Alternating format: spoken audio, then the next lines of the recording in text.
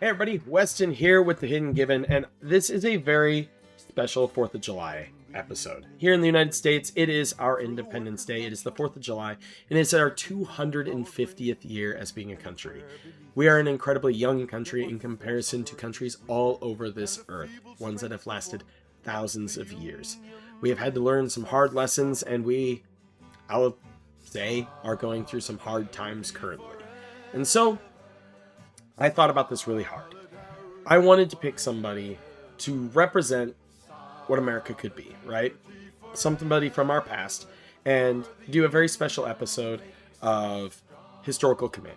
And so I chose somebody that a lot of folks may not have ever heard of, Eugene Debs. Eugene Debs was a labor leader in the United States from the mid to late 1800s to the early 20th century. He was a vocal ally of the working class in the United States, always fighting for the regular people to have their fair share. He co-founded the Industrial Workers of the World, the IWW. One of my friends is actually a card-carrying member of the IWW. He's a wobbly. He famously ran for president multiple times. One of those times, he was actually in prison and received over almost 1 million votes for president from prison. He started out as a railroad worker and a labor organizer. And the reason I wanted to choose him as what represented America for 4th of July instead of somebody like George Washington or Abraham Lincoln or even FDR, whom I really like, is because America should be about being led by us, the common folks, the regular workers. He believed in regular working class folks. He believed that people in America don't have true freedom unless we have economic freedom. Freedom to not have to worry about our day-to-day expenses. The freedom to know that not have to worry about where our next meal is coming from. And he was imprisoned for his beliefs. During World War I, Woodrow Wilson, who I am not a fan of whatsoever, he imprisoned a lot of people using the Espionage Act. People like women suffragists were imprisoned and went on hunger strike and force fed. And Eugene Debs was arrested under this act as well for his beliefs, for speaking out and speaking and using his First Amendment rights. He was imprisoned for speaking out against World War I, speaking about economic injustice. He always fought for the workers. He fought for better working conditions, better improved child labor laws, etc. And he's got a couple quotes that really, I think, symbolize who he was. His first one was like he was a leader, but he was one of those leaders who didn't want to be like a leader, so to speak, right? He ran for president, but I'm just going to read you the quote. "I am not a labor leader. I do not want you to follow me. If I could lead you into the promised land today, someone else could lead you out of it tomorrow." He thought that although he, was himself a leader, he thought that the best way for the working class in the United States to lead was to do it together, to rise up and be the ones to govern. He also stood in solidarity with a lot of folks in marginalized power. His other quote that I want to use, and I'll put a screenshot of both of them up on screen, is, "While there is a lower class, I am in it. While there is a criminal element, I am of it. While there is a soul in prison, I am not free." He fought for a lot of people. Yeah. A lot of lefties nowadays still really look up to him. I look up to the man. He fought for his convictions, and having grown up a working class person, still a working class person today, Eugene Debs, really good. And Much like a lot of people, like at the time, he was painted like a lot of folks as wanting to destroy America. Why do you hate America if you criticize it? And this is the other reason I chose it, because I have my own critiques of the country that I live in. I love my country, just like a lot of people love their countries.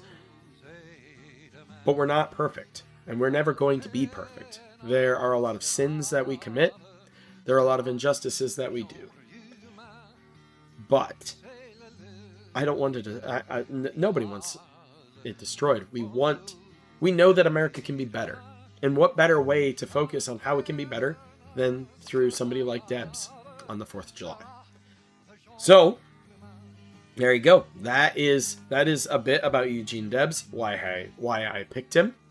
You may agree, you may disagree. That's fine. If you want to respectfully let me know in the comments, that's okay. But how did I represent him as a card? I made him Eugene Debs, Champion of Labor. He's a 2/4 for 1 generic, 1 red, and 1 white. And he has 2 abilities. The first is Solidarity Forever. There's a song called Solidarity Forever, and you'll know if it's in the public domain if it's the background for this video. If it is not, the video is probably getting demonetized and nuked into oblivion. But Solidarity Forever. Non-legendary creatures you control with mana value of 2 or less get +2/+2. Now this is to invoke he himself doesn't want to be a leader, right? He's not giving himself this bonus. It is the regular working class people, the people like you and I, the people who go to work every single day to feed their families. They have mana value 2 or less. It's the regular folks. We're not legends. We're regular people, but we are stronger together. Help bolster people. So +2/+2. And then a common phrase that, and something that he believed in, was an injury to one is an injury to all. So, an injustice to one is an injustice to all, sort of thing. And it is whenever a creature you control dies, create 3 1/1 worker creature tokens that are all colors. This ability triggers only once each turn. The ability triggers only once each turn is for balancing purposes, because I forgot it when I first made him and it was broken. But the rest of it, if there's an injustice to a worker that causes a worker at a factory to die, Eugene Debs would be there, talking about these injustices, the work conditions, and unify workers. Workers, no matter who they were. And so we have workers, represented as 5 color creatures. Everyone's coming together, uniting, and stronger together. And so that is him as a card. And his flavor text I put is, the political solidarity of the working class means the death of despotism, the birth of freedom, and the sunrise of civilization. So, that is Eugene Debs as a card, as a person. Hopefully I did a good job of capturing who he was. I do think that he's a good person to choose for the 4th of July. Somebody that a lot of folks might not have heard of. Now, I'll be back with the deck build here on Archidect in a moment. So, now we have our Archidect deck up. So we have Eugene Debs as our commander, right? So we're going to try to focus on little low-to-the-ground creatures that are not legends. I don't think I have any other legendary creatures in the deck. I am pretty sure I don't. If I do, it's maybe 1. But everybody's going to be low to the ground, and then we're going to have some different effects, right? I want to note that Rising of the Day, it has pretty much a dead effect for its secondary ability of legendary creatures you control get +1/+0. It's in here to give our stuff haste, and I didn't want to use Mass Hysteria, which gives everybody haste. Also, I don't like Mass Hysteria's flavor in conjunction with this deck. Rising of the Day is like a New Dawn and things like that. I tried to be pretty flavorful with certain picks, okay? So, we do have some Anthem effects. We have Intangible Virtue, so creature tokens you control get +1/+1 and have Vigilance. We're going to be generating a lot of tokens and then a lot of low-to-the-ground dudes. We have Impact Tremors, so whenever a creature enters the battlefield under your control, deals 1 damage to each opponent. Oh, I also wanted to point out something. I double whammied this. This is both a historical commander, but also in the spirit of Debs, who would want things to be accessible to those of the working class. This deck is coming in at 98 $87. And if you exclude the lands from it, $89. Straight up. Plus, you can always use your printer to go burr, which I'm assuming he would not have a problem with whatsoever. We have Windcrag Siege. You choose one of Mardu or Jeskai. Mardu, if a creature you control attacking causes a triggered ability of a permanent you control to trigger, the ability triggers an additional time. And then Jeskai, at the beginning of your upkeep, create a 1/1 red goblin creature token. It gains lifelink and haste until end of turn. So the token.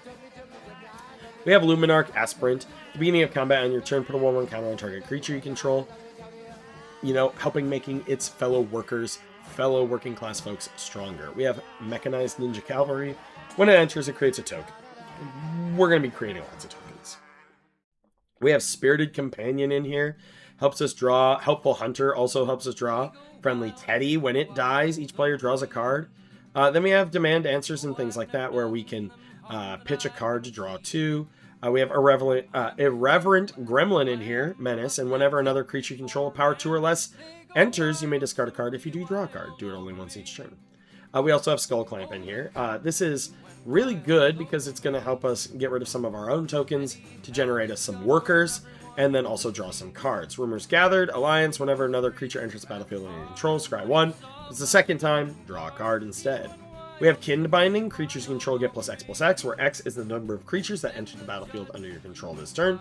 And at the beginning of combat, on your turn, create a 1/1 green and white Kithkin creature token. So, a fun thing you could do is kill one of your tokens on your turn when you already have some workers in play, generating 3 workers, giving +3/+3.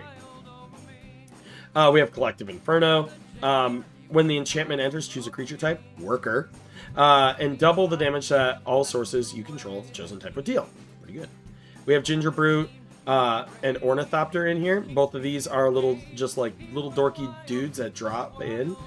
We have Starry-Eyed Skyrider, which, yes, this one doesn't cost 2 or less, but whenever this creature attacks another target creature you control, gains flying, and attacking tokens have flying, so it gives your tokens evasion. We've got some flying workers, like raising up the working class. Thematic.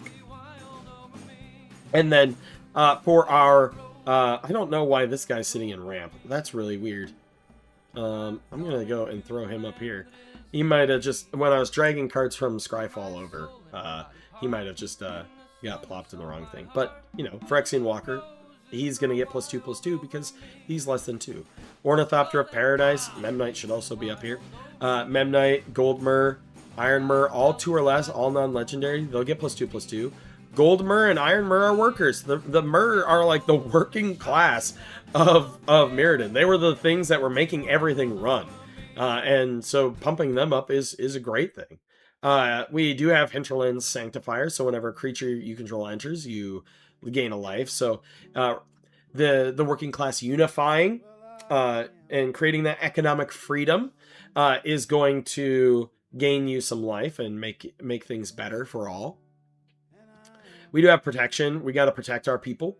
So we have Boros Charm in here, Deflecting Palm, Feet of Resistance, Make a Stand, Moogle's Valor, which not only will give our stuff indestructible, but also make some Moogles.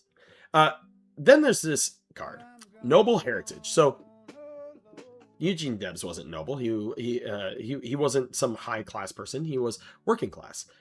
But the card, here's why I put it in here. Commander creatures you own have, when this creature enters the battlefield, at the beginning of your upkeep, each player may put 2 1/1 counters on creatures they control. For each opponent who does, you gain protection from that player until end of turn. So, my flavor behind this is that if your opponents are greedy and taking up all of the resources, your unity of the working class is going to protect you from them. Their greed will be their downfall.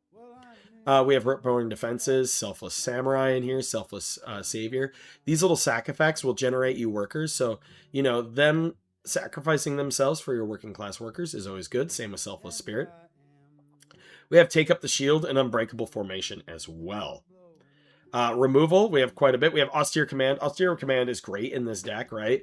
Mana value 3 or less will get rid of or 4 or greater. So nothing in this deck for creatures is 4 or greater. So then just pop all of those creatures. We have Charge of Mites. Put some little Phyrexian Mites down.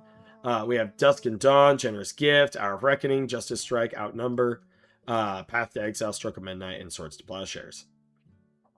We do have Assemble a Legion, which generates some tokens, puts a muster counter on. So think of this as like the growing working class movement. Every turn it's going to get a muster counter on it. Then you get a number of 1/1 red and white soldiers equal to the amount of muster counters on it. Pretty fun and good overall. Clarion Spirit. A bunch of these cards down here are just going to create tokens. Dragon Fodder, Clarion Spirit, Frontline Rush, etc. All of those are in there. Urbrask's Forge is what made me realize how busted this card was, because it doesn't trigger when it wasn't just one each turn. I had Urbrask's Forge, and then I was also like eating tokens and generating like 50 workers on one turn. But Urbrask's Forge does synergize very well with Eugene's Debs. So yeah, that is the build. Now we're gonna go over to Playtester and see what we've got here. We've got, hop to it, let's see here. We've got 2 lands in opening hand, but we do have an Ornithopter of Paradise. You know what? We're going to keep this hand. We're going to see what we've got going here. I like how it's cutting off Eugene Debs over here. Friends, I'm going to plop Eugene Debs here. So we draw for our opening turn.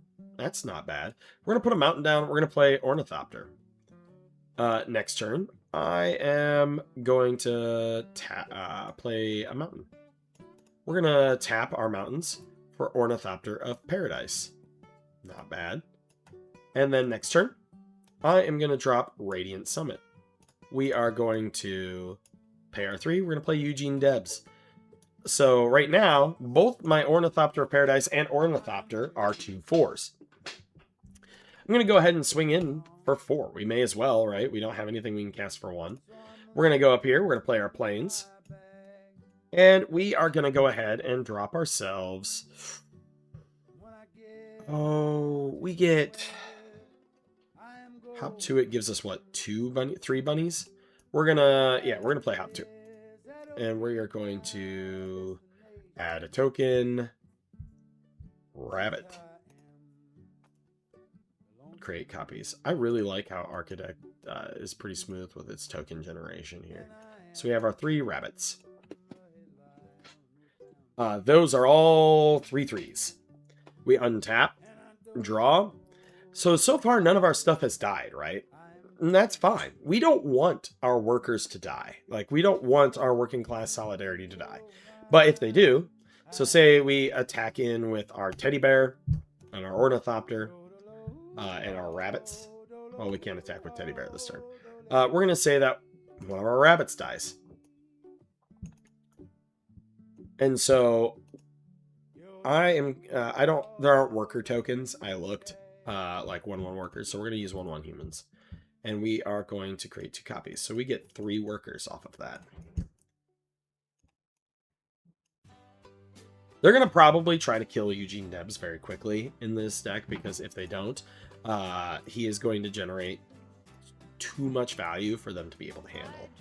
Like, look at this. We already have 2. We have 1, 2, 3, 4, 5 3/3s plus a 4/4 plus a 2/4 plus a 2/4, and he's a 2/4. And we have Make a Stand and things like that for protection. What I'm going to do is I am going to pop one of my rabbits with Generous Gift, which gives me a 3/3 elephant token, and will generate 3 workers. And so we're already very out of hand. Go ahead and attack with everybody. So these all attack. We'll say he gets blocked, and 2 workers die. We still get through with some. We draw a card off the teddy bear dying, and then we go to our next turn. So we have Outnumber, which is Outnumber deals damage to target creature equal to the number of creatures you control, which is pretty good. We have 3, 4, 5, 6, 7, 8 creatures. I am going to give my dudes evasion with my Starry-Eyed Skyrider, and we will again swing in. if they block, we get more workers. They just got, for each worker, 3 more rise. Yeah. We'll do one more new game here. We've got our start here. You know what? It's 2 land hand, but I'm going to keep it. We're going to see what we can do here. We're going to drop Phyrexian Walker. We're going to drop a Plains. We're going to drop Ginger Brute. Next turn. Drop Castle Ardenvale. We're going to drop Selfless Spirit. Next turn. This is bad. We got Goldmer at least. There we go. And now we can put in Brother Debs. And we already have a bunch of dudes. We put in Rogue's Passage here. I'm going to keep the Indestructible thing up. Or we can do Frontline Rush and drop in some more tokens. We have Deflecting Palm, all of that good stuff. And we can start building our board up from there. It was a little bit of a slower one. We will start a new game and we'll just do one more. That one's not good. 1 land hand isn't great. This we can keep. We'll keep this hand. And so on turn 1, we draw. We'll drop a Plains. We'll drop a Memnite. Next turn, we'll drop ourselves Mountain, and we'll go Young Pyromancer. Next turn, we'll go with Command Tower, and I'm going to drop down Eugene Debs. Next turn, honestly, we're going to go with this. I'm going to drop down Felidar Retreat. Plains. We get a 2/2. Cat Beast. Kitty. We're going to go ahead and drop Helpful Hunter, which draws me a card. I'm going to drop down Mechanized Ninja Cavalry, which gets me a 1/1 colorless robot. Where's my robot? Robot token. There we are. Yeah, look at that. And so now we already have like 3/3, 4/4, 3/3, 3/3, 3/3. We have all of these dudes that we can do all this stuff with already. It's low to the ground, so you have to get in via aggro. I'm honestly going to play this right now and choose Worker. And so like you're almost daring the opponents to kill your stuff, because if they do, they're gonna have to deal with all these little dudes that are gonna be smashing in on their face anyway. And if they don't, you're gonna have a whole bunch of they're gonna have a whole bunch of problems from these. But if they start killing them, then the workers show up. But yeah, let me know what you think in the comments down below. Let me know what you think of my pick for Debs. Also, who's someone that you feel really symbolizes America as a whole? The good, the hope, and how we can progress to be the nation that takes care of its people. Let me know in the comments down below. As always, I'm Weston with the Hidden Gibbon, and I hope you all have a wonderful day.